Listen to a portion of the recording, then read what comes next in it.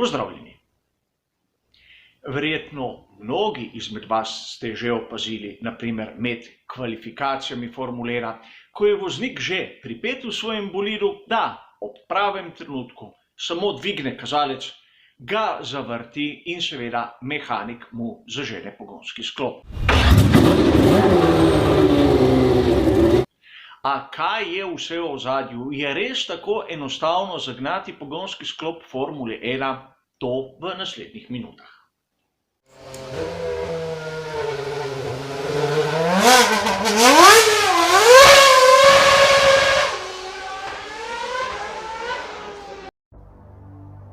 Menim, da je najbolje, da na začetku kar odmislimo tisti postopek, ki ga dostikrat vidimo na prenosih, oziroma tisto, kar je podobno zagonu motorja na našem osebnem avtomobilu. V resnici gre za bistveno bolj kompleksno zadevo. Namreč logično je, znano nam je, da je pogonski sklop sodobne Formule 1 dokaj zapletena zadeva, sestavljena iz 6 elementov, o katerih sem govoril drugje, in seveda tudi hlajenje teh 6 elementov je kompleksno. Vsak ima svoj sistem, imamo tudi druge ločene sisteme, kot naprimer hlajenje olja v menjalniku, in seveda ne smemo pozabiti, da samo motor z notranjim izgorevanjem ima hladilnik za olje in hladilnik za hladilno tekočino.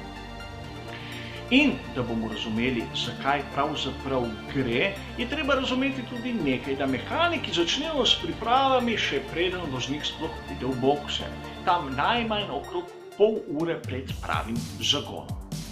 Najprej je treba pregledati stanje baterije, ampak ne tiste baterije v pogonskem sklopu, temveč one baterije, katera daje energijo tistim perifernim sistemom. Poenostavljeno povedano, ko se usedemo mi v naš osebni avtomobil, damo kontakt, se prižgejo lučke. Podobno gre pri Formuli 1. A Formula 1 nima akumulatorja, nima alternatorja, ker bi tako porabila preveč energije iz pogona, katerega ima na razpolago. Zato ima baterijo, katera napaja te sisteme. A to je treba napolniti oziroma dopolniti. In to je prva naloga, katera čaka mehanike pred zagonom. Na to priklopijo bolid Formule 1 na tisti grelec hladilne tekočine. Mogoče ste opazili kdaj velik kvader na 4 kolescih in nekako sistem cevi z spojkami, kateri so pritrjene tam okrog hladilnika. In kot pove že samo ime, gre za velik grelec, kateri to hladilno tekočino segreje tam okrog 80 stopinj Celzija, ter črpalko, katera poganja to tekočino skozi celotni sistem. Podobno kot če bi motor z notranjim izgorevanjem tekel in bolid bil na progi. Zakaj 80 stopinj? Inženirji so izračunali, da to je tista optimalna temperatura, da se blok segreje, ampak ne pregreje. In seveda naslednje vprašanje, zakaj je treba segrevati blok motorja z notranjim izgorevanjem? Enostavno, ker je odlitek, je litina. In kot taka se krči in razteza ustrezno s temperaturo. In seveda, ker je temperatura nižja od tiste delovne, se je skrčil. In ker ima motor z notranjim izgorevanjem sodobnega bolida Formule 1 izjemno majhne tolerance, ko je ta hladen, praktično je njegov primer pod tisto dovoljeno mejo, da bi se lahko lepo premikal. Če bi ga na hladno zagnali, bi prišlo do ogromnega trenja, obrabe in seveda zanesljivost bi trpela. A ne mislite si, da je ta postopek tu iz ere turbohibridnih pogonov? Dobil sem zapiske, da najmanj pri Cosworthu HB7 so že imeli tak sistem, a mogoče še bistveno prej.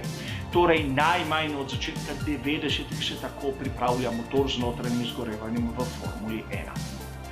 A pri sodobnih pogonskih sklopih je treba tudi dodati toplo olje v motor z notranjim izgorevanjem. In o motornem olju in njegovi funkciji seveda spet poseben prispevek. Tudi tu imamo ločen grelec, kateri segreje tisto motorno olje, seveda novo na določeno temperaturo, in ko jo doseže, mehanik jo samo vlije v tisto posebno odprtino. Predtem pa mora še napolniti tisto jeklenko s stisnjenim plinom. Ta jeklenka je potrebna, da se ventili sploh zaprejo. Ventili sodobnega motorja z notranjim izgorevanjem že desetletja nimajo več vzmeti. In tudi o tem, kot ste verjetno uganili, je poseben prispevek. In seveda kar nekaj dela in še zmeraj nismo pripravljeni, da se zažene motor z notranjim izgorevanjem v pogonskim sklopu. Treba je preveriti.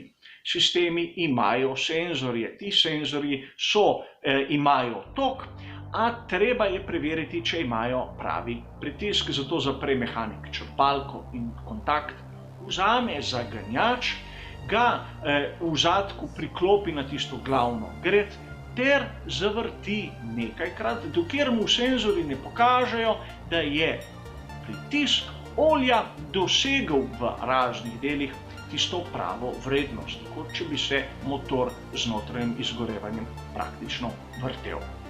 In seveda gre za simulacijo, katera služi dvem stvarem. Prvič to, da se olje spravi na vsa najmanjša mesta in izključijo bilo kakšni zračni mehurji. Drugi je, da se preveri senzorje in integriteto pogonskega sklopa, če vse deluje. No, enkrat, ko je vse to doseženo, se lahko prižge črpalko, se lahko da kontakt, se preveri, da menjalnik je v nevtralnem položaju in zažene zadevo.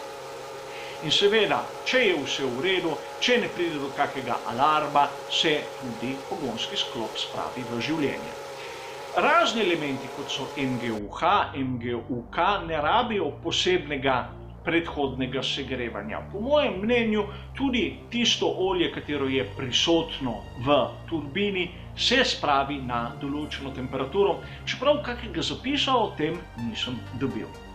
Zanimivo je nekaj, ko se zažene pogonski sklop, se v bistvu menjalnik da v nevtralni položaj. Kaj pa olje v menjalniku?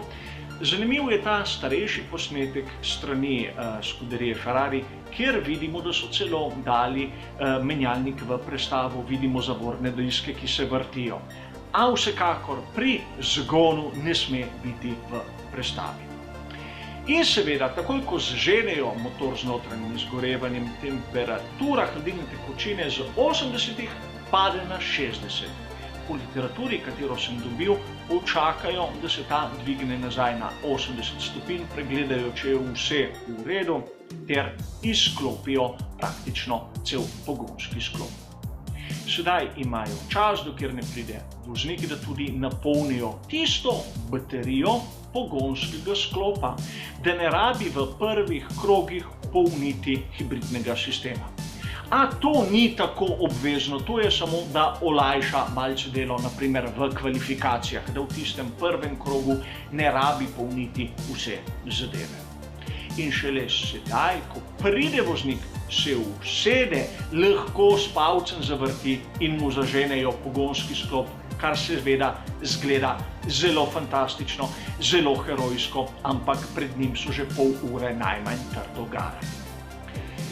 Česa se moramo zavedati, je tudi to, da ko pride voznik nazaj z bolidom v bokse, ne more kar tako vzeti kontakta. Namreč, ukolikor bi to naredil, bi se črpalka za vodo in črpalka za olje ustavila in temperatura bi strmo narasla. Če ste opazili, bolid Formule 1 nima ventilatorjev, kot imajo naprimer naši cestni avtomobili. Zato mehaniki dodajajo tiste enote, katere imajo svoj ventilator, ampak tudi suhi led, kateri pomaga, da mrzel zrak pride na hladilnike. Treba je tudi ohladiti pogonski sklop. In to ne samo v tej turbohibridni dobi, tudi v preteklosti so delali pravzaprav isto zadevo. Zato boste dostikrat videli, da tudi v boksih se motor z notranjim izgorevanjem kar še nekaj minut vrti na tistih minimalnih obratih. A da ne boste mislili, minimalni obrati motorja z notranjim izgorevanjem na sodobni Formuli 1 tam nekje med 3000 in 4000 obratih v minuti. Za nas, navadne smrtnike, kar visoka vrednost. Toliko o tem, kakšni so približno postopki pri zagonu pogonskega sklopa sodobne Formule 1. In seveda ne gre samo za vzdržljivost, enega elementa, ampak ohranitev kar se da življenjske dobe vseh. Hvala za vašo pozornost in nasvidenje.